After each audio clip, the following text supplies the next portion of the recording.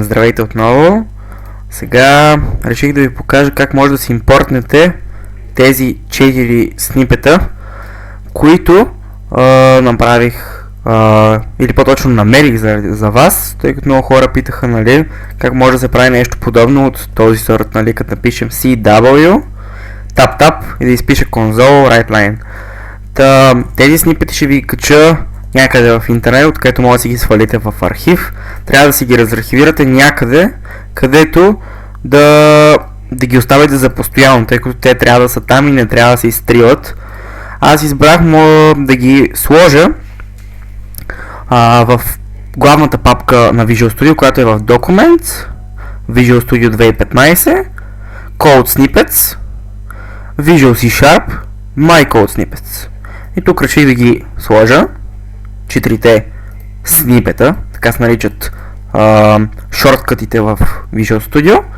И сега следва да направя следните операции. Да намеря менюто Tools, Code Snippet Manager, Import. Сега следва да ги намеря в моята файлова система, в случая Documents, Visual Studio, Code Snippets, Visual C Sharp, My Code Snippets и ето ги 4-те. Маркирам ги по този начин и искам Open. Сега тук ме питат дали искам да ги импортна. Аз казвам искам Finish. То ми казва има някакви такива. В случая, нали, вече съм ги сложил там и затова трябва да цъкна Overwrite и трябва да цъкна OK. И сега вече като напиша CR tap console readline, като напиша ECR in parse console readline, като напиша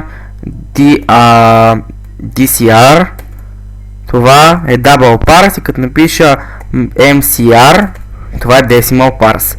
Decimal, това е типът данни, който се използва най-често, когато се говори за пари, тъй като той има много голяма точност. И това е за момента. Ако имате някакви други въпроси, задавайте ги пак отново в групата.